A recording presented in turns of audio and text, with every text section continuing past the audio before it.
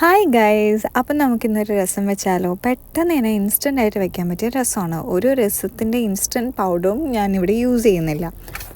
മിക്സിയുടെ കുഞ്ഞ് ജാറിലേക്ക് വലിയ തക്കാളിയുടെ പകുതിയും കുറച്ച് ഗാർലിക്കും കുറച്ച് കുരുമുളക്, അതേപോലെ തന്നെ നമ്മുടെ ജീരകയിലെ ചെറിയ ജീരകവും ഇട്ട് മഞ്ഞൾപ്പൊടി ഇട്ടിട്ട് ഞാനിതിൽ കായപ്പൊടിയാണ് ഇനി ഇടുന്നത്. കായപ്പൊടി ആ ചെറിയ ബോട്ടിലെ കായപ്പൊടിയാണ്. അതേപോലെ പുളി നന്നായിട്ട് സോക്ക് ചെയ്ത ആ പുളിയും പുളിയുടെ ആ വെള്ളവും ഇതിലേക്ക് ആഡ് ചെയ്യുന്നുണ്ട്.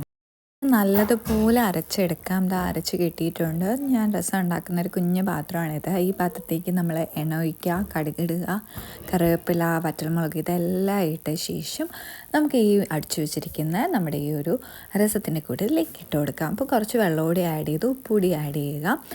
ഒരു മീഡിയം ടു ഹൈ ഫ്ലെയിമിനിടയ്ക്ക് നമ്മുടെ ഫ്ലെയിം വെച്ചിട്ട് നല്ലതുപോലെ ഇങ്ങനെ വെട്ടിത്തിളച്ച് വരുമ്പോൾ അതിലേക്ക് നമ്മുടെ കോറിയാണ്ടർ ലീഫില്ലേ, മല്ലിച്ചപ്പ് ഒരു പിടിയാണ് എടുത്തിട്ടുള്ളത്, കുഞ്ഞായിട്ട് അത് ആഡ് ചെയ്യുക. ഇത്രയേ ഉള്ളൂ. രസം റെഡിയായി. വെച്ച് നോക്കും.